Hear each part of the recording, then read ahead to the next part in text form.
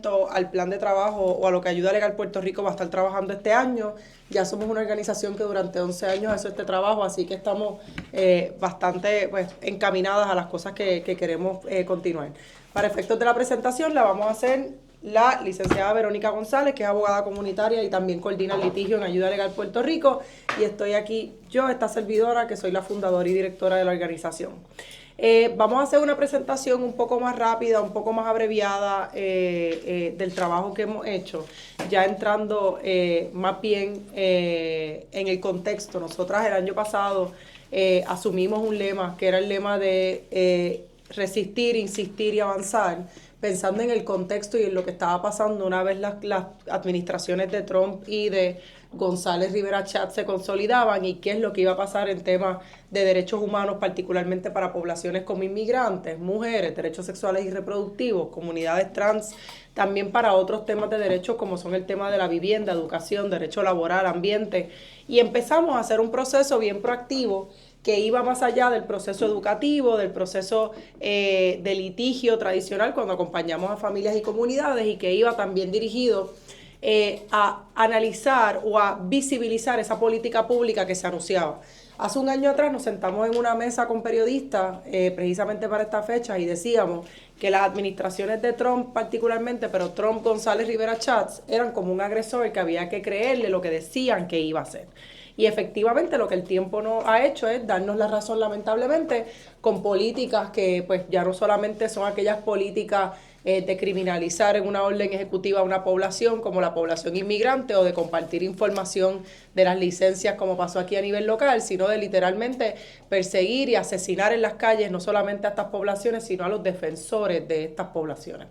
En ese sentido, pues el año pasado Ayuda Legal Puerto Rico consolidó un plan de trabajo que sí continúa priorizando el tema del derecho a la vivienda, pero reconociendo que cuando hablamos de desplazamientos hay que hablar de vivienda, hay que hablar de tierra. Ustedes saben que nosotras llevamos ya muchos años trabajando con el tema de recuperación tras desastres y también justicia climática. Hay que buscar la manera en que la gente sienta capacidad de incidir en temas que tienen que ver, por ejemplo, con la vivienda, cómo la gente puede participar, cómo se puede exigir política pública, cómo los residentes de vivienda pública pueden ser actores en los procesos de reglamentación.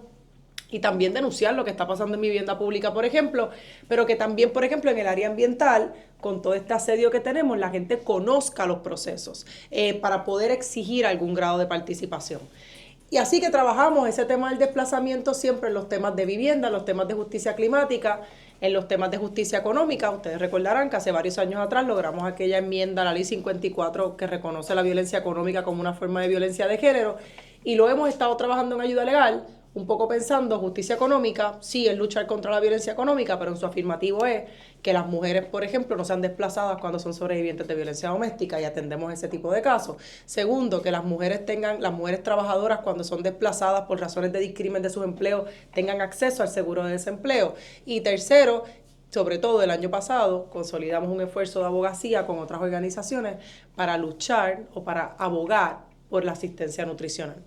Que hago el paréntesis, ¿verdad? Para abrir, que aquí no estamos hablando de asistencia nutricional, pero nuestra asistencia nutricional está viva hasta septiembre del 2026.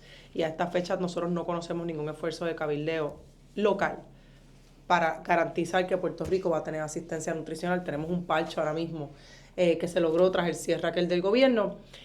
Así que pues esos han sido los ámbitos en los que estamos trabajando. Pero también parte del trabajo que hemos estado haciendo tiene que ver particularmente con el tema de otro tipo de desplazamiento que se da, y es el desplazamiento de los cuerpos. Cómo las personas son literalmente criminalizadas por su identidad, son criminalizadas por sus cuerpos, y eso va desde lo que hicimos el año pasado con inmigrantes, que abrimos aquel hotline, puedes llegar al cuerpo, que abrimos aquel hotline de asistencia legal para inmigrantes, que sacamos la tumba coco que iba por las comunidades recordando a los inmigrantes que tenían derecho, que la pusimos a disposición de otras organizaciones, etcétera, etcétera, y que ese programa de inmigrantes, por ejemplo, que atendió a casi 400 inmigrantes de manera confidencial, y que obviamente delegamos ese trabajo ya con la continuación de ese trabajo en cosas como en la clínica de asistencia legal de la UPR. Este año, obviamente, uno de los temas centrales cuando hablamos de desplazamientos y de poder permanecer y de derechos humanos va a ser el tema del aborto, y no solamente el aborto y la autonomía de mujeres embarazadas, que son cosas diferentes, están relacionadas, pero que obviamente no solamente se trata de que las mujeres puedan abortar cuando desean abortar o tienen que abortar, sino se trata de que una mujer embarazada pueda tomar decisiones médicas, decisiones de cualquier tipo, sin que tenga que mediar la intervención de un tercero, ¿verdad? Y aquí estoy hablando en particular del impacto de la ley del nasciturus. Mientras todo esto está pasando, y este es el panorama, y ahí estaba Carlos Pérez hablando de que las mujeres embarazadas no tenían autonomía, que es una idea que parece cuando uno lo escucha de momento choca, pero realmente va calando en la política pública y en lo que puede estar pasando en las próximas semanas. Una de las cosas, como decía anteriormente, es que Ayuda Legal Puerto Rico ha estado, mientras hacemos el trabajo de litigio en foros locales y federales, hemos también estado mirando qué es lo que está haciendo la legislatura, a qué temas de verdad le han estado prestando atención. Y para eso, antes de irnos de aquí, les vamos a dar a todas, que ya lo tienen en sus materiales, el enlace de una herramienta que hemos estado creando, que es el Observatorio de Políticas Públicas de Ayuda Legal Puerto Rico. ¿Y qué es lo que hace ese observatorio?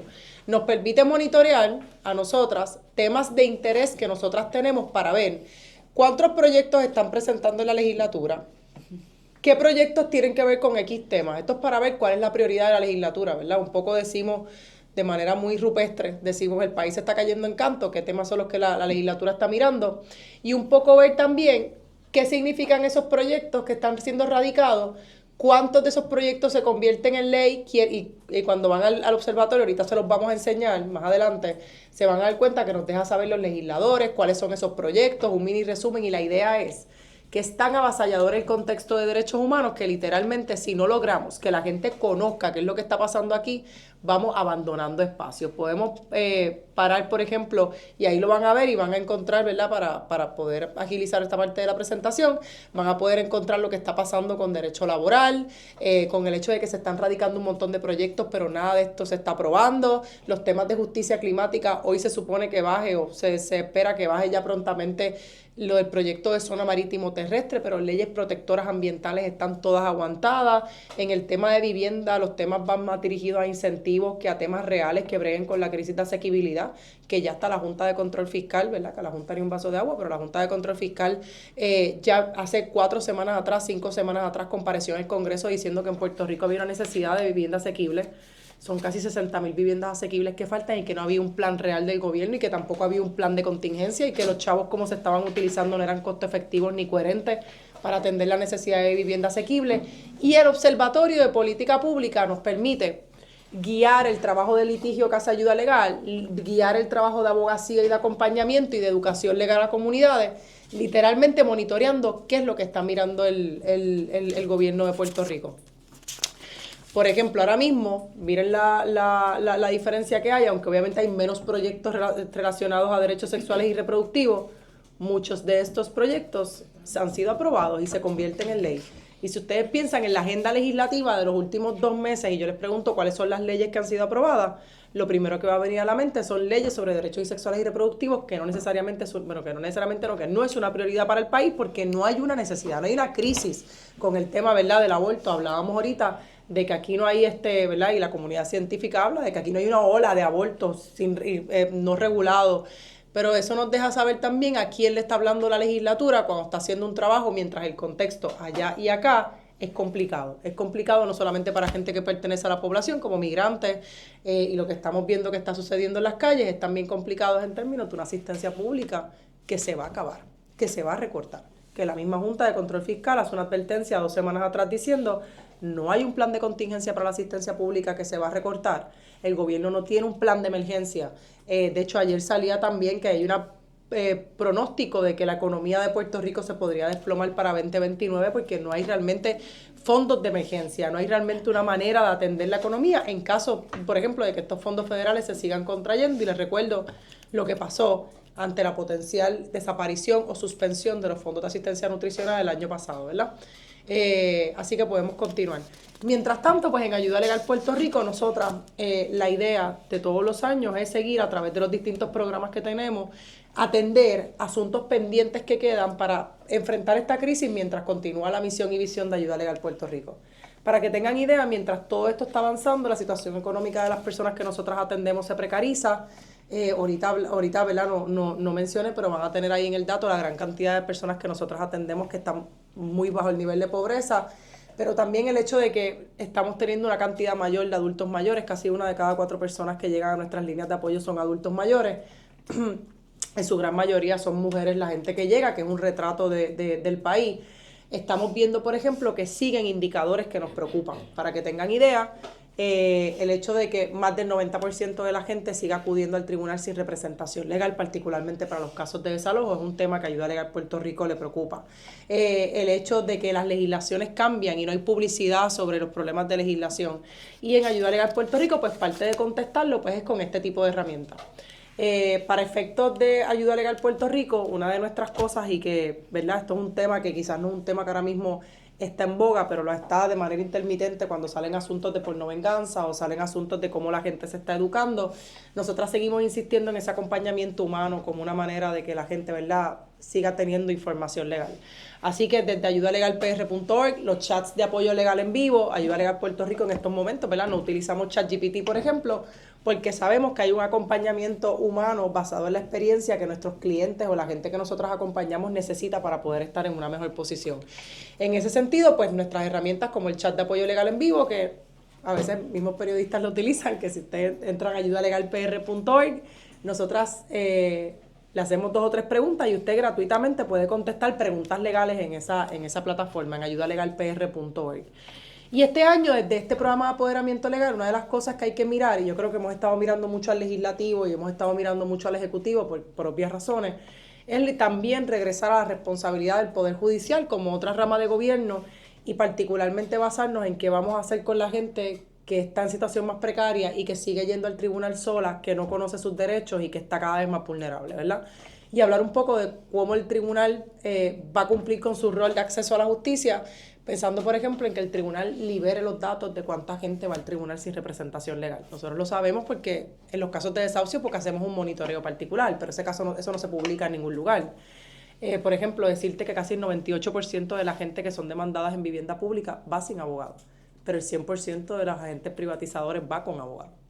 Y esa disparidad está bien marcada, ¿verdad? Y ahí podemos hablar también de muchas otras cosas, pero está bien marcada y nos parece que el Poder Judicial tiene la capacidad de poder hacer cosas, sobre todo cuando en Puerto Rico existe un reglamento que exige o que establece el proceso para que el tribunal, en casos, por ejemplo, de desahucio, le ponga a la gente un abogado. Pues, ¿por qué la gente tiene que ir sin representación legal si eso está ahí?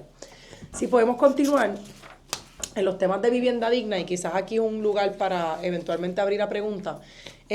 Nosotras en Ayuda Legal Puerto Rico estamos trabajando con este panorama de asuntos pendientes, que esto y mucho más. Ustedes recordarán cuando hace 3 años atrás, en 2021, Ayuda Legal Puerto Rico empezó a insistir en el tema de que COVID Renta se iba a desaparecer. Y hablamos de los 234 millones y después 180 millones y después que el gobierno devolvió 140 millones de pesos en fondos de COVID Renta y después ese programa cerró sin decirle nada a nadie y después reabrió con un mensaje de la actual secretaria de Vivienda de que habían 8 millones que no sabíamos exactamente de dónde salían. Y literalmente este programa vuelve a cerrar con poca fiscalización o ninguna fiscalización en el programa de COVID Renta, y esto es algo de lo cual la gente no ha estado hablando continuamente. Verónica, si tú quieres continuar con CDBG. Sí, claro que sí. También vamos a ver en este año el inicio del cierre del primer paquete de fondos que recibimos tras los desastres que empezaron en el año 2017. Recordamos que para Irma y María se asignaron un poco más de 10,000 millones de dólares en fondos CDBGDR, además de los fondos de mitigación que eran 8,000 millones más los fondos para energía, más los fondos que eventualmente llegaron para terremotos y el impacto del huracán Fiona, la tormenta Fiona, perdón. Que hubo probablemente las asignaciones más grandes en nuestra historia. Este año empiezan a cerrar programas, o ya empezaron a cerrar el año pasado, pues me disculpo, programas como el programa de asistencia de alquiler, el programa de placas solares y de apoyo para las cisternas, que ahora se van a estar tramitando a través de R3. Así que empezamos a ver los cierres de los procesos a partir de diciembre de 2026, cuando hay una extensión administrativa por parte de HUD para el uso de fondos hasta 2029. Pero aquí ahora es que empieza realmente la reducción en fondos. Esto no significa, ¿verdad?, que los programas ya estén finalizando, que no haya necesidades descubiertas en las materias que atiende CDBG de Irma y María, porque reconocemos que más o menos el 90% de los programas de reparación y reconstrucción de vivienda han completado. las reconstrucciones todavía, pero las reubicaciones no llegan a la mitad de las personas que tienen un vale en su mano, no han podido conseguir una vivienda todavía.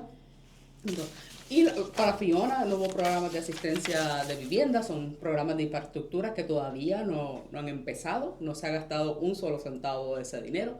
Para terremotos apenas estamos viendo de 800 solicitudes clasificadas como de asistencia para terremotos por vivienda, menos de 60 han recibido asistencia. Así que todavía hay necesidades que no han sido cubiertas para personas que sufrieron el impacto de desastre ya 10 años atrás. De hecho, Verónica, y es pertinente ahí también porque noto la reacción cuando hablamos de ese dato de terremotos, solamente una reconstrucción se ha completado en el tema de los terremotos. ¿Podemos aprovechar para hacer una preguntita ahí? Todas. En ese sentido, cuando se hace el cambio de administración en las elecciones pasadas, la promesa de la gobernadora era que ya venía a ejecutar porque el gobierno anterior de su mismo partido había sido muy lento en estas gestiones. Entonces, ¿qué ha cambiado? ¿Qué no ha cambiado? ¿A qué le podemos...? Ustedes que están trabajando con estos casos, ¿qué es lo que está pasando?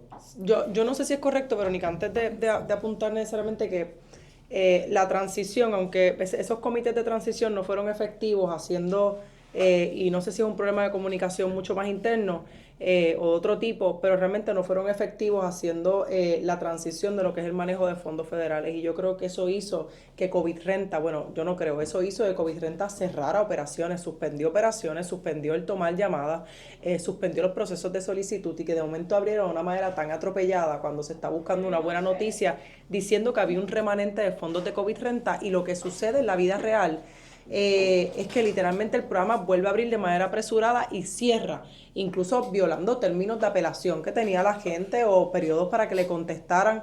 Y en el caso de CDBGDR, Puerto Rico sigue clasificado como un slow spender. Un slow spender significa que no se pudo agilizar el gasto del dinero, conforme HUD. ¿Cuánto queda pendiente del CBDG? Y lo otro es solamente lo que cierra este año CBDG-DR o la otra... DR Irma María. Ok. Sí, sí, gracias por la pregunta, la aclaración es importante. DR, la primera asignación para Irma y María, con los próximos años vamos a ir viendo cierre, digamos, progresivo, mitigación, lo que fueron asignados para la energía eléctrica, los que fueron asignados para terremotos, eventualmente los de Fiona. Okay. Así que estamos hablando hasta 32. Sí. Okay. Perdóname, para tu otra pregunta sobre gasto... ¿Cuánto quedaba pendiente? Sí. Y si el cierre implica que las solicitudes que tal vez se estén procesando también... Ellos, pues la primera parte que digo, y voy a atarlo con lo que mencionaba Ariadna con el slow spender, el riesgo de ser slow spender es que si al cierre del periodo que tenían para utilizar el fondo, los fondos no son utilizados todos, lo que sobre hay que devolverlo. Así que es importante, y por eso HUD siempre está pendiente que estén gastando al ritmo que se supone, o que ellos esperan que los gasten. Para Irma y María se han retirado de HUD, el dinero que se ha solicitado a HUD para que se le pague el Departamento de la Vivienda estaba cerca del 48%. Ese es el más adelantado. Y ese es el más adelantado que está. Otros programas están en 0%, con la Fiona, para energía eléctrica estamos en el 5%. Así que estamos atrasados en todos los renglones.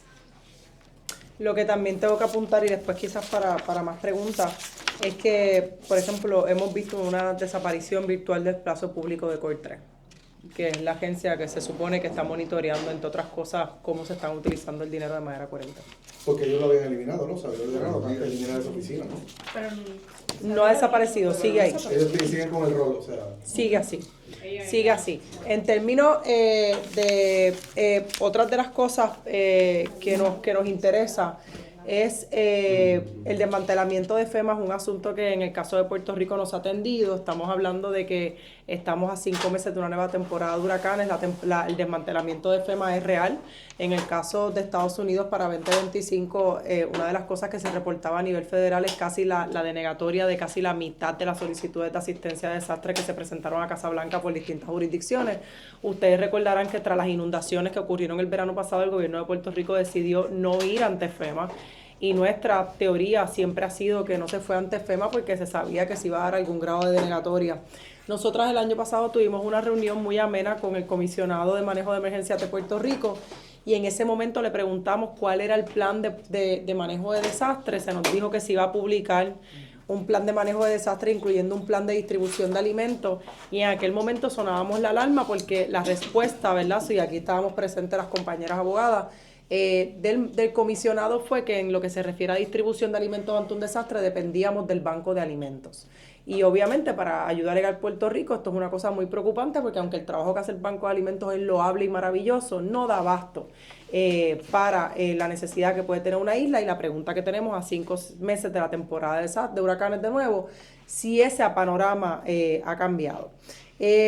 Obviamente pues tenemos este panorama también la privatización de procesos de estorbos públicos, la amenaza que exista a los temas de vivienda pública desde el gobierno federal, que hay una intención de la administración de Donald Trump de cortar lo que se conoce como Public Housing Assistance, y esto va desde posibilidades de que el término que una persona pueda ocupar vivienda pública esté limitado a otros asuntos, y a nivel local pues hay poca fiscalización de esto, entre otros temas.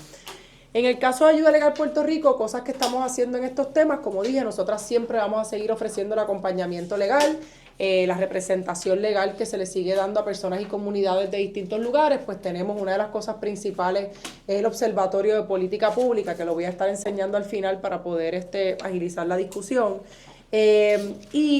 Otra de las cosas que quería lanzar, quizás ir un poquito más adelante, Glory, es literalmente detenernos en el tema de vivienda pública, que como ustedes saben es un tema que ha seguido surgiendo en Ayuda Legal Puerto Rico. Nosotras representamos personas inquilinas en temas de vivienda pública o vivienda privada por igual, pero en el tema de vivienda pública cada vez estamos más y más preocupadas por la manera en que se dan los procesos de reglamentación sin la participación real de la gente, el tema de cómo de momento se construyen narrativas a partir de asuntos particulares, como puede ser el lamentable hallazgo de condiciones infrahumanas en un apartamento o de asuntos que tengan que ver con criminalidad, o incluso salió hace poco lo de un Airbnb, un residencial público, pero esto se utiliza para generalizar y construir una narrativa que sospechosamente pasa en tiempos donde el gobierno, a sabiendas, tiene una investigación de la OIG que se va a publicar sobre, por ejemplo, cómo los residenciales públicos no cumplen con lo que son las legislaciones sobre el plomo para las que el pueblo de Puerto Rico, ¿verdad? El gobierno de Puerto Rico recibe dinero para manejarlo en los residenciales públicos.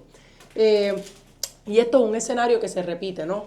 Ustedes recordarán que esta no es la primera vez que vivienda pública está bajo la mirada del gobierno federal.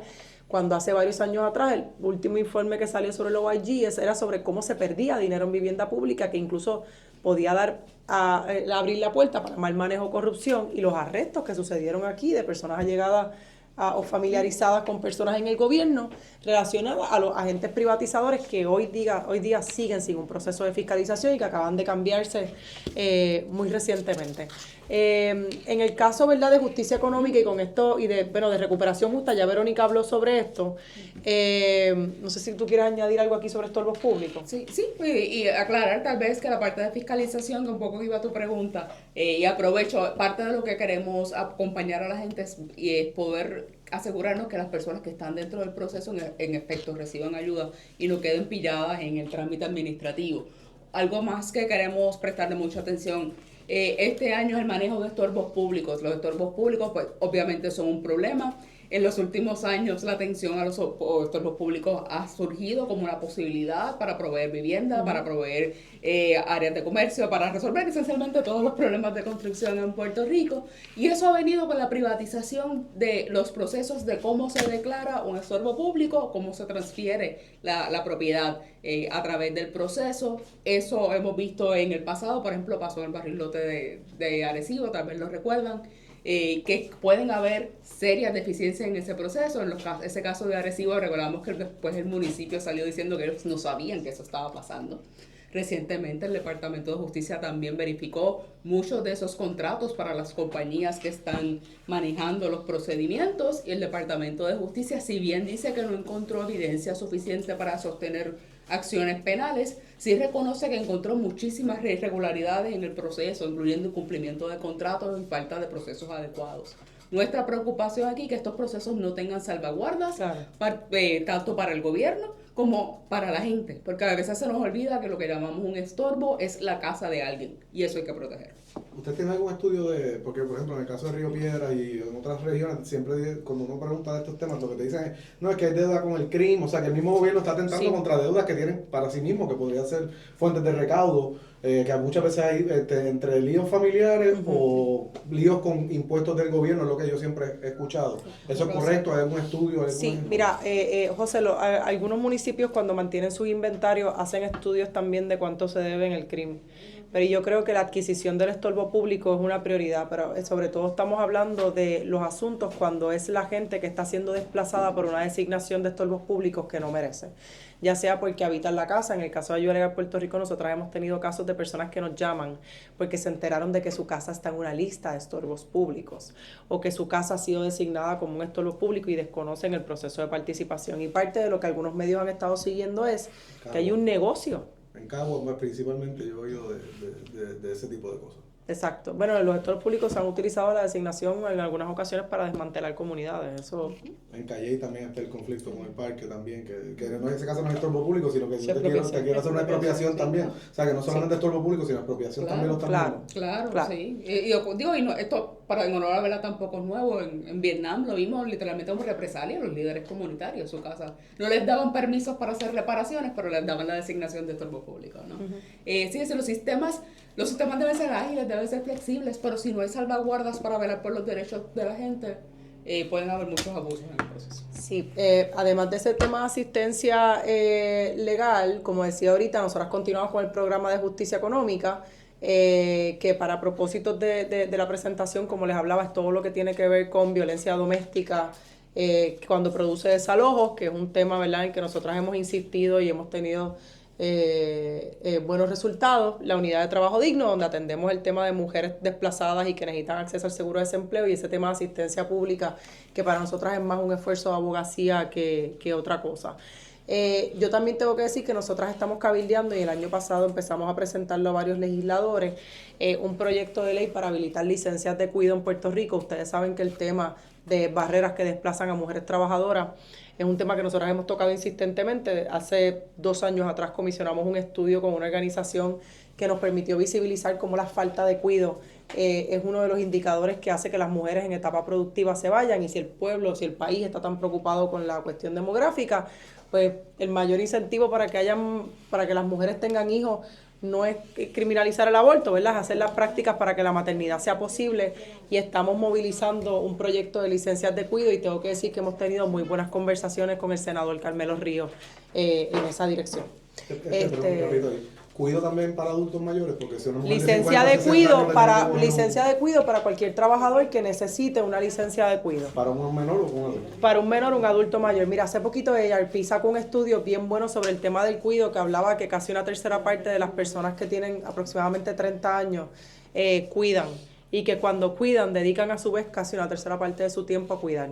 Y las labores de cuidado no solamente incluyen menores, sino el tema de adultos mayores que cuidan niños. Así que el tema de la licencia de cuidado, que es un proyecto de ley, ¿verdad?, que es costo efectivo en términos también de la productividad, y la experiencia con el COVID nos enseñó que las mujeres trabajadoras se desplazan cuando tienen que escoger entre trabajar o tener que cuidar cuando no tienen alternativas, pues se pierden los trabajos y se desacelera la economía. Así que es importante un proyecto de licencia de cuidados que haga a la misma vez un balance, que no sea oneroso para los patronos, pero que permita ese cuidado, sobre todo ese cuidado, ¿verdad? En Puerto Rico visibilizamos mucho los casos de negligencia o de alegado abandono a adultos mayores o a niños, pero tenemos que darle las herramientas a estas familias para que puedan cumplir en la medida de lo posible, de la manera más balanceada, con las distintas funciones. Pero una de las cosas que quizás quería resaltar aquí es que, pues como decía al inicio, y doy bienvenida a los que acaban de llegar, como decía al inicio, Ayuda Legal Puerto Rico, además de ese trabajo que nosotras históricamente hacemos, que tiene que ver con educación legal, que tiene que ver con litigio a nivel local y federal, que tiene que ver con cabildeo, que tiene que ver con los temas de vivienda, que tiene que ver con justicia económica que acabo de mencionar.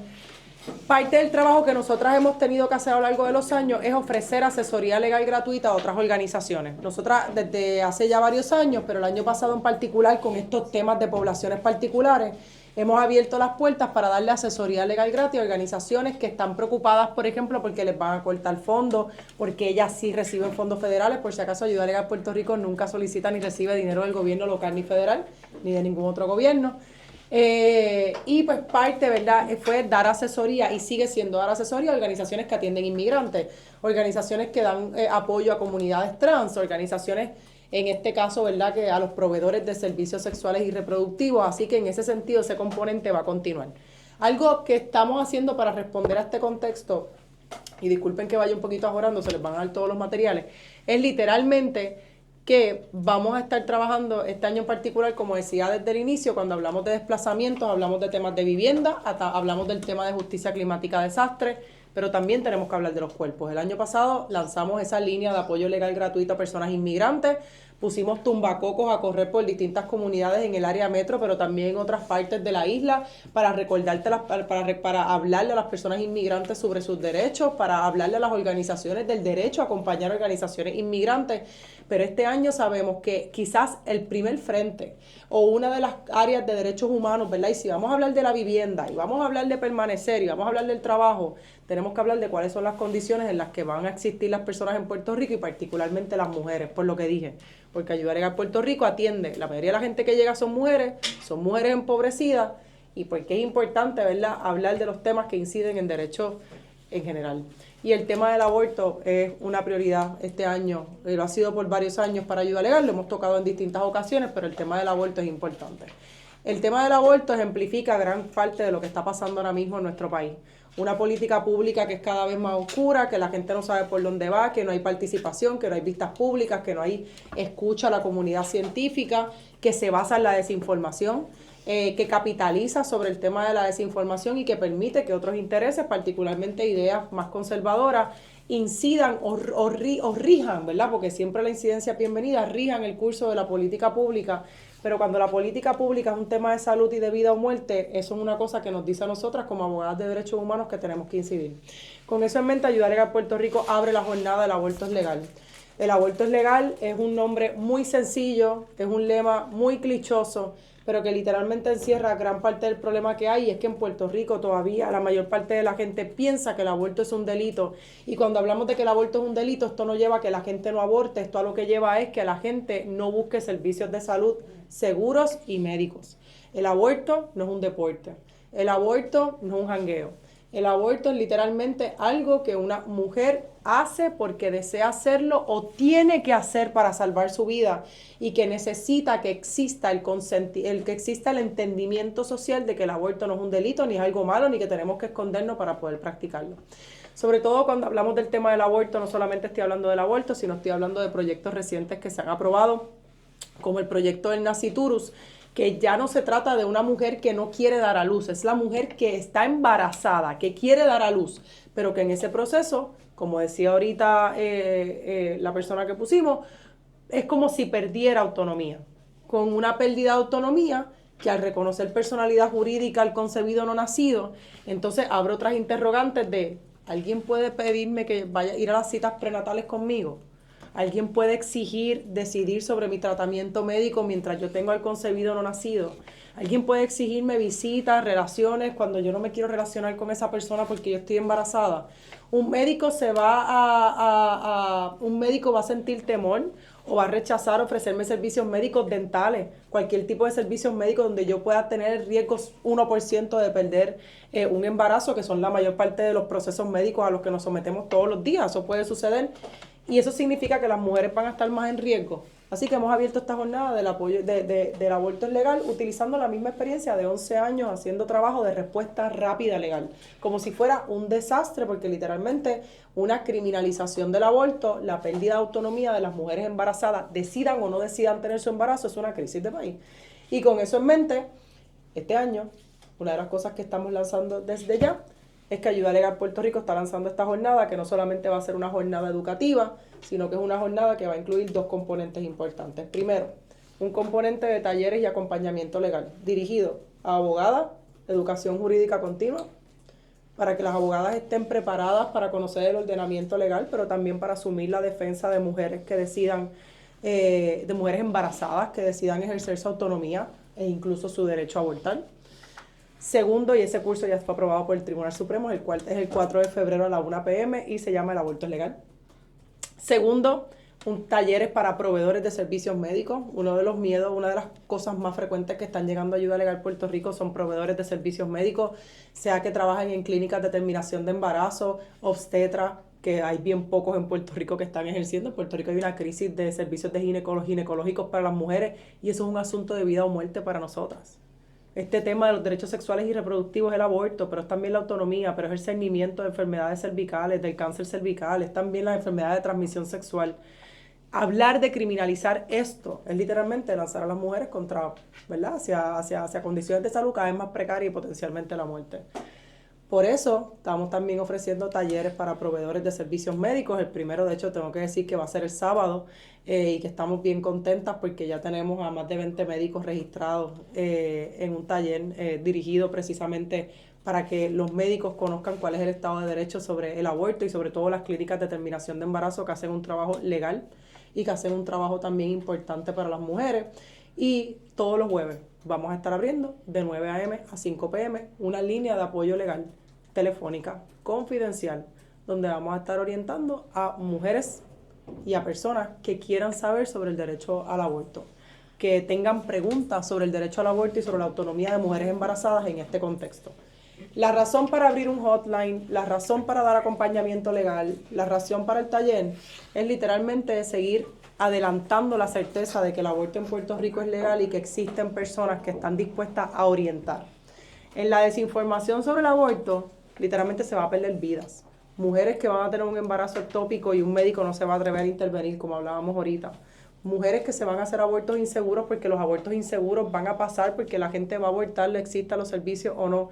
Y que cuando sus vidas se pongan en riesgo, no se van a atrever a ir a una sala de emergencia por miedo a ser criminalizadas. Y eso es importante. Mujeres que van a estar embarazadas y no se van a atrever a compartir la información por miedo a que alguien incida en sus citas prenatales.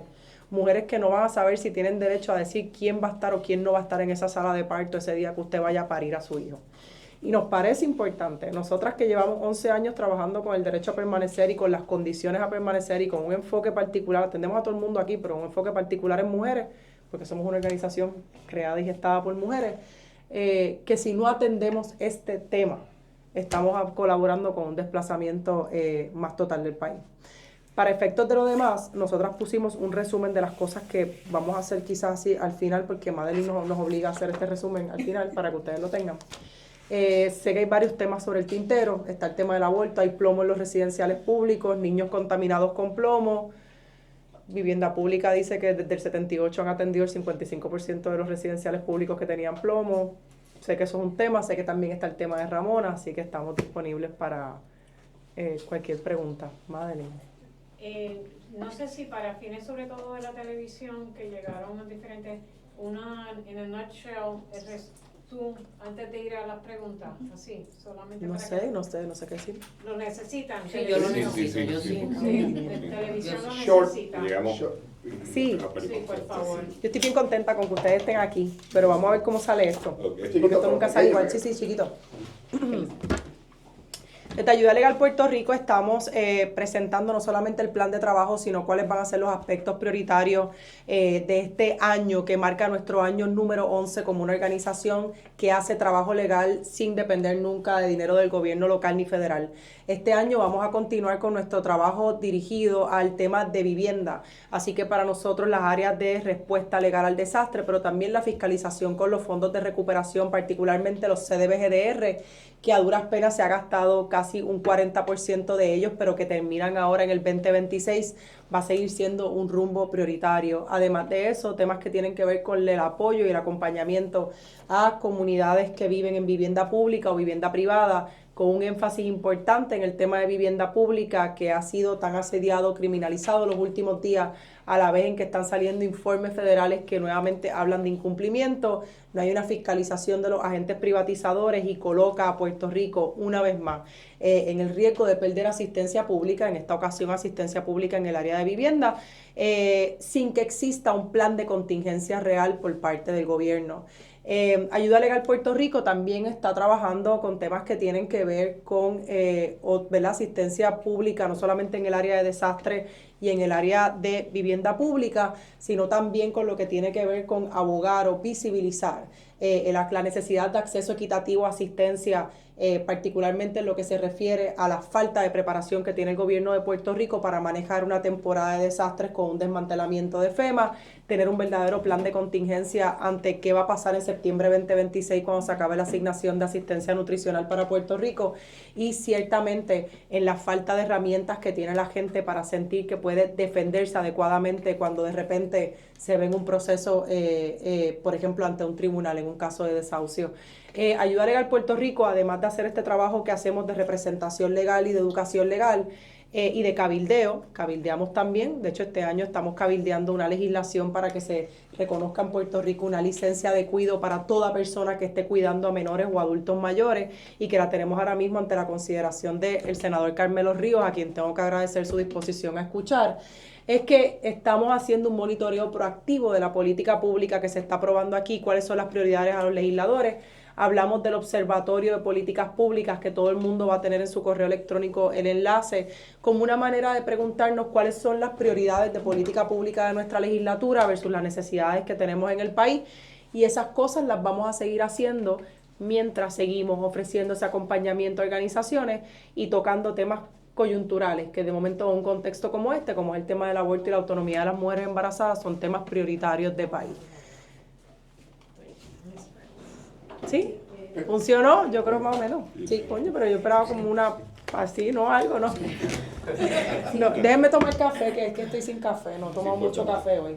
Ahí hay café. Pregunta. Sí, yo quiero enfocarme más en lo de los inmigrantes, o sea, cuáles son esas ayudas a lo mejor que están brindando con estos casos, con todos estos casos de lo que está pasando con el ICE y todo eso, cómo las personas también se pueden informar sobre ese particular. Gracias por traérmelo. Mira, nosotras el año pasado abrimos una línea, que esta línea de aborto sigue la experiencia de aquella línea, que era gratuita y confidencial. Contratamos a más de 30 abogadas y abogados para temas de inmigración y se acompañaron a casi 400 personas inmigrantes. Ese esfuerzo duró varios meses. Nosotros también tuvimos un esfuerzo educativo yendo a distintas comunidades. La realidad es que ese trabajo que ya tiene que ver con acompañamiento legal, ya Ayuda Legal Puerto Rico cierra el proyecto de inmigrantes, y lo que estamos haciendo es un proceso de referido sobre todo a la clínica de inmigración de la UPR, pero mantenemos todo lo que son materiales de información legal en ayudalegalpr.org. Pero ese fue el panorama. Y este año, pues entonces, uno de los temas coyunturales que vamos a estar trabajando es el aborto, utilizando el mismo modelo que hicimos con los inmigrantes. Mencionaste lo de Ramona, danos ¿verdad? La impresión de parte de Ayuda Legal de lo que está ocurriendo con ese caso de doña Ramona en Aguadilla. Claro que sí. Mira, Ayuda Legal Puerto Rico asumió la representación legal de Ramona ya en su etapa apelativa. Ya el caso había pasado el Tribunal de Primera Instancia, y en varias ocasiones reiteramos ante el Tribunal Apelativo e intentamos ante el Tribunal Supremo que se diera la oportunidad para que Ramona pudiera probar lo que se conoce como el usucapión, o es el tiempo que ya llevaba en su casa. No tuvimos éxito. Eventualmente se ordena a sacar a doña Ramona de su casa. Nos opusimos. El Tribunal de Primera Instancia no escuchó nuestros argumentos y se procede entonces a ordenar el lanzamiento de doña Ramona. Una de las cosas que ha estado trascendiendo es que a partir del interés público que ha generado la imagen de Ramona y el poder enfrentar al país con esa imagen incómoda de una adulta mayor en una posición de vulnerabilidad, se han movilizado las agencias de gobierno con una agilidad que no habíamos visto necesariamente y de una manera proactiva. Y nosotras como abogadas de doña Ramona, nuestro interés es que doña Ramona se relocalice. Sabemos que se ha estado hablando de un predio, es importante, ¿verdad? Y nosotras queremos que doña Ramona termine en la mejor posición posible, sea ese predio o no sea ese predio, pero queremos que esa comunicación no se tenga por terceros actores, sino que se tenga entre doña Ramona y la agencia que va a pasar el predio. Y para que esa conversación se pueda dar directamente entre doña Ramona y el predio, para que no le pase lo mismo, para que podamos ver cuál es el terrenito que se le va a pasar, hasta dónde mide, ella va a poder construir ahí, se le va a pasar a su nombre, cuáles son las medidas para que no hayan equivocaciones y no volvamos a estar en esta situación en 2 años o en 3 años y que doña Ramona tenga que volver a sufrir. El llamado a que Vivienda se siente con doña Ramona y vamos a hacer esto bien rápido para que ella pueda pasar lo más rápido posible en su casita, ¿verdad? Que el pueblo se ha desbordado y hay tanto compromiso de artistas en construir. Así que la representación legal de doña Ramona, le enviamos una comunicación al Departamento de la Vivienda, no la han contestado, yo confío que nos van a estar contestando prontamente, tanto la secretaria como el subsecretario, para que tengamos esa reunión, tengamos los papeles ahí en blanco y negro, que es lo que le vamos a pasar a Ramona para que finalmente ese proceso se pueda dar. Pero siempre agradecida del pueblo de Puerto Rico. ¿Hay alguna comunicación que se haya dado de esas agencias, tal vez no a través de ustedes, pero directamente a doña Ramona? Mira, eso es una buena pregunta. Los procesos de desalojo se supone que cuando estamos en los desahucios en general, cuando hay un adulto mayor o hay una persona con impedimento o una persona que no tiene casa, se activa el Departamento de la Familia y Vivienda para hacer unos informes y una evaluación de la familia. La visita del Departamento de la Familia se dio el pasado viernes, fue una visita bien corta. Pero ahora mismo en el proceso que están es todo esto que ustedes han estado escuchando mediáticamente de este terreno, y sé que hay personas que incluso han ido a cogerle fotos, han cogido videos al terreno, pero ustedes saben, sobre todo sabemos, ¿verdad?, por lo que está pasando en Ramona, que no es ver el terreno y ese eje, hasta dónde es, qué es lo que es, se puede construir, no se puede construir, cuánto tiempo va a tomar, cómo vamos a ayudar a doña Ramona. Y esa comunicación todavía no se ha dado y queremos que pase lo más rápido posible, así que la petición es a Vivienda que nos conteste ese correo. Y se habla de ella, pero ahí vive la gente, ¿no? Y hay una comunidad ahí. ¿Cuál es el caso? Porque ahorita usted también mencionaba el hecho de que estos casos reflejan lo que es la cara de Puerto Rico, estos adultos mayores que están solos. ¿Cuál es la realidad que refleja lo que es ese caso en ese sentido? Mira, cuando nosotras nunca compartimos imágenes de nuestras personas, de las personas que nosotras acompañamos derrotadas ni llorando, porque nos parece, ¿verdad?, que hay una dignidad humana que se pierde con el mero hecho de que estos casos ocurran. Pero es importante a veces visibilizar estos rostros para que la gente se enfrente a que esto se vea así en la vida real. En el caso de los procesos de desahucio, nosotras hemos visto un incremento importante en que son adultos mayores que no solamente no tienen defensa, sino que no hay alternativa de vivienda asequible. Además del alto costo de las ejidas, la asistencia que provee el gobierno para adultos mayores está bien limitada. Y como el caso de Ramona, pues es lo más frecuente, que de momento se ven totalmente desamparados en estos procesos y que nadie se hace responsable de ellos, y a veces ellos no tienen a nadie que se pueda hacer responsable de ellos. Así que el panorama de Ramona, y yo creo que Ramona ha sido bien vocal en eso, no es ella nada más, son otros adultos mayores que como ella, ¿verdad?, de momento se ven entre la espada y la pared. Y ahí voy a eso, o sea, ¿cuál es esa educación a lo mejor que pueden tener esas personas mayores? O sea, ¿dónde pueden ir esas personas mayores a conocer a lo mejor si realmente están viviendo en un lugar que no los van a venir a sacar mañana? Mira, la realidad es que el riesgo de que una persona pierda su casa se puede deber a muchas cosas. Alguien que, por ejemplo, en el caso de Ramona, que asegure pues que tiene un mejor derecho a estar ahí, que es un dueño. Alguien que de momento no puede pagar la casa. Lo importante es que a veces existe este mito en Puerto Rico de que porque es un adulto mayor o no tiene casa, eso van a ser defensas en el proceso de desahucio, los va a atrasar. Eso no es así. Nosotros necesitamos labor proactiva. Una de las cosas que nosotras estamos pidiendo, y parte de lo que hablábamos al inicio, es que, por ejemplo, el Poder Judicial obliga a que siempre se asigne abogado en los casos que son adultos mayores o en todos los casos de desahucio, porque lo que vemos es un desbalance donde los adultos mayores ni siquiera saben cómo navegar el proceso. No es fácil la decisión de que de momento tú te vas a quedar sin casa y no hay un plan B. Así que es por ahí. La fecha del 10 de febrero que había dado el tribunal era para coordinar entre las agencias. Esa fecha sigue. Son 20 días para el proceso de lanzamiento. Decimos el 10, ¿verdad?, porque es como un estimado. La realidad del caso es que no tenemos una fecha cierta. Nosotras lo que quisiéramos es que literalmente Vivienda se siente con nosotros para poder finiquitar este asunto del terreno para doña Ramona, y que es importante la visibilización pública para que esto pase, ¿verdad?, para que pase en la vida real.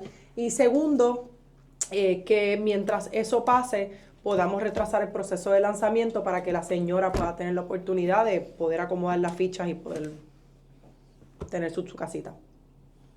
Usted mencionó...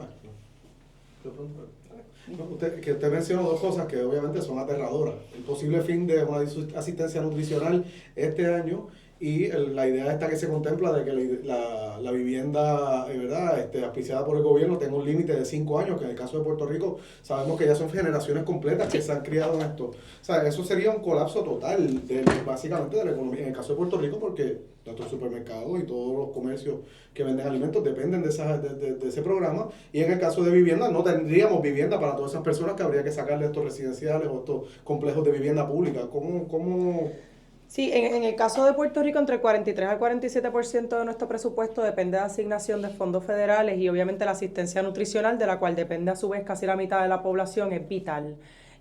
Una de las cosas que nosotras vimos el año pasado cuando se dio el cierre del gobierno es literalmente la ausencia de un plan de contingencia, pero también una resistencia a hablar del tema de la asistencia nutricional. Y en parte tiene mucho que ver con que estas poblaciones, que muchas veces muy similar a la que vive en vivienda pública, son ninguneadas y son criminalizadas y entonces existe un desfase de cómo se defienden.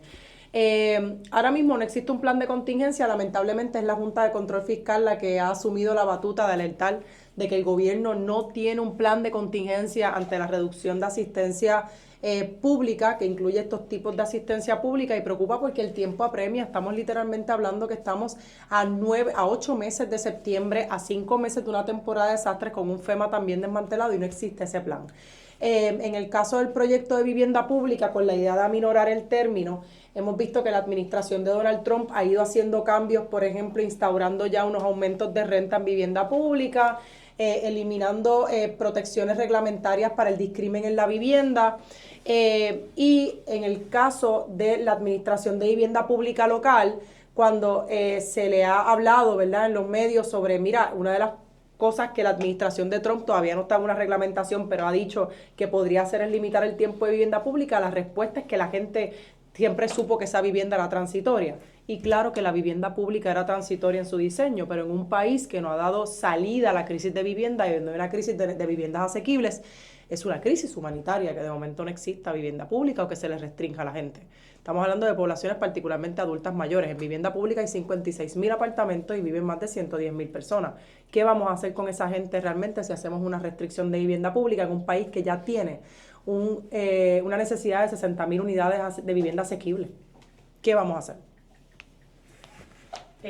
Una de las cosas que se ha estado hablando en términos de los derechos reproductivos es que las legislaciones que se han aprobado y las que se están evaluando son ambiguas, son amplias, confunden, traen los talleres como un poco de... Sí, la idea de los talleres, y también quería decir que vamos a estar anunciando un taller para medios cuando salgamos ahora del de proveedores este sábado, de la semana que viene abogados, después se va a anunciar uno para medios. Hace varios años tuvimos una mesa redonda cuando salió el caso de Dobson para medios también sobre el tema de aborto, y siempre pues obviamente lo hacemos gratuito.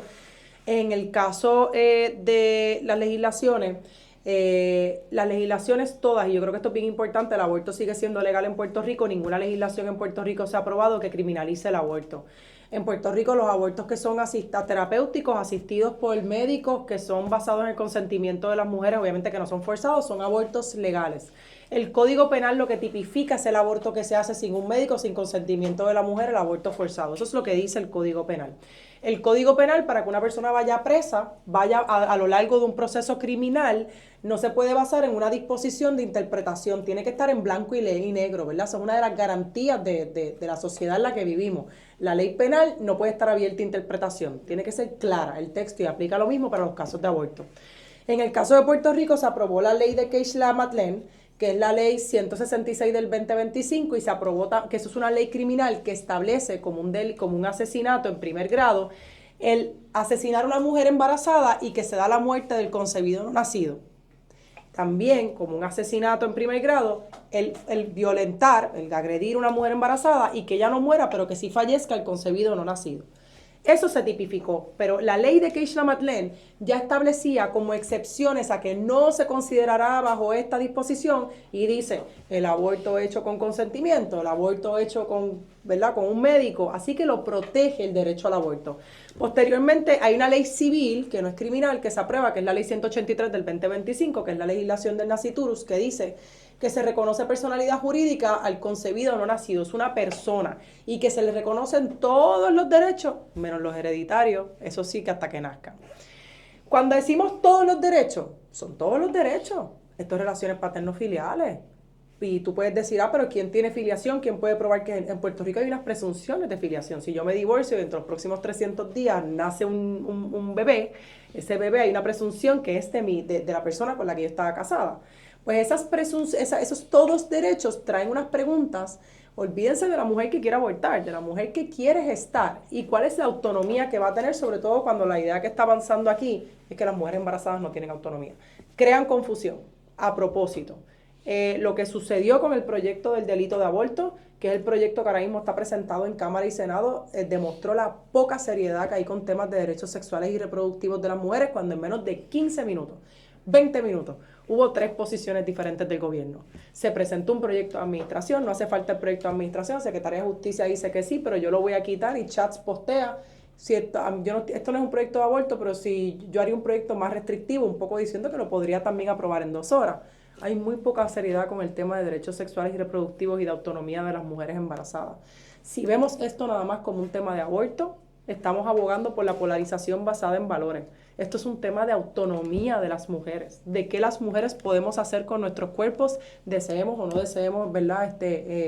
Dar a luz.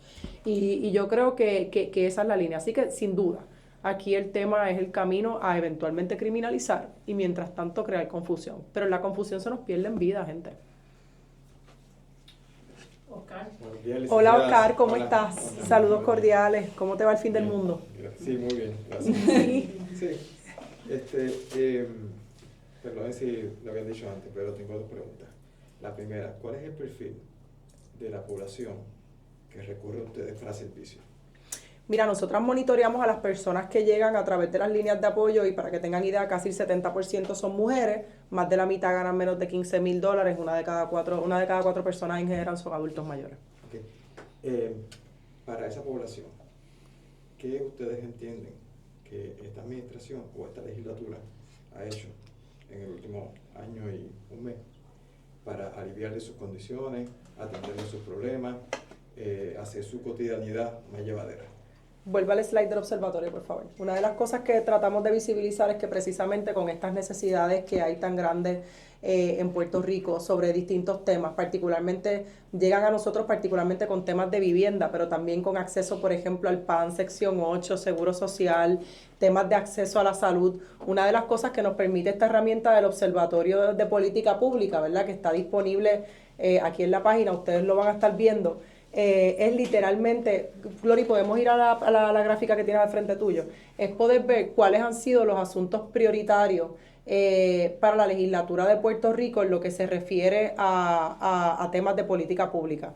Y cuando yo busco, por ejemplo, Oscar, los temas de vivienda, no han sido una prioridad para la política pública. Temas de salud de adultos mayores, no son una prioridad. Temas de cuidado, no son una prioridad.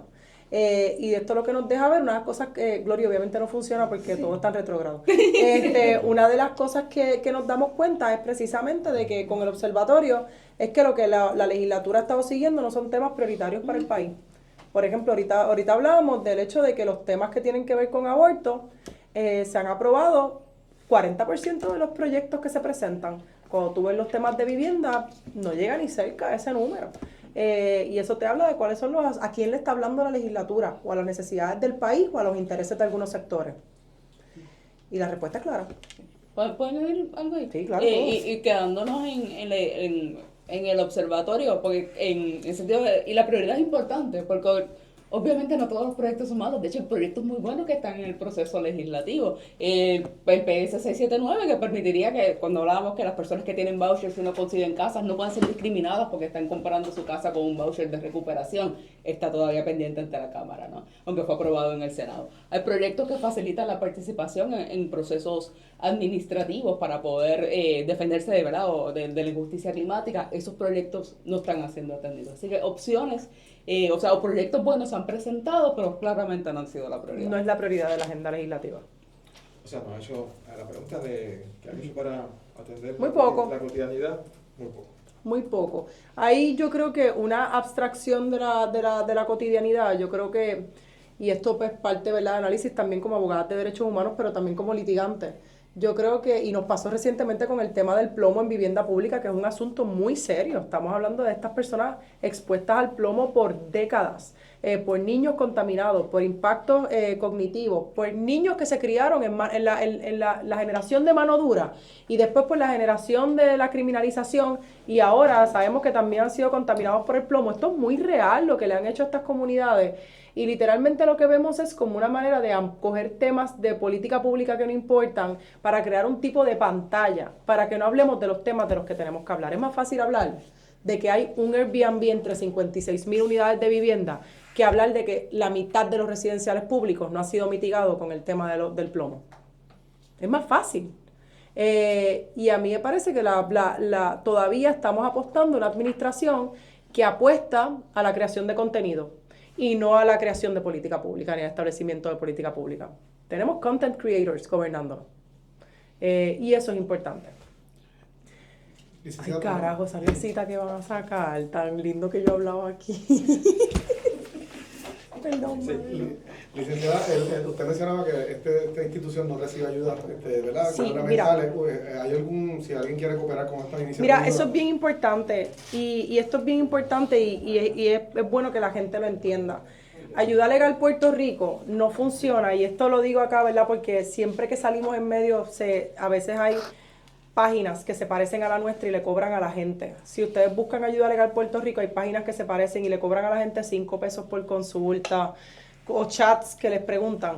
Nosotros nunca cobramos por nuestros servicios a nadie. Nosotras somos una organización sin fin de lucro, la gente puede donar por ATH móvil, pero nuestros servicios, y si ustedes van a poner algo, como que yo siempre pido que por favor que pongan gratuitos. Nosotros nunca le cobramos ni a los adultos mayores, ni a la gente, ni les pedimos información personal, ¿verdad? Y que la gente sepa que estamos más que abiertas a atenderle indistintamente de su estatus migratorio. Nosotras no le preguntamos a nadie que entra por esa puerta su estatus migratorio. Y eso es bien importante porque, ¿verdad? Ahora mismo tenemos casos de violencia doméstica donde las mujeres no se atreven a buscar asistencia porque piensan que las van a deportar. Y que la gente sepa 2 cosas de ayuda legal. No se cobra y el estatus migratorio no se pregunta nunca.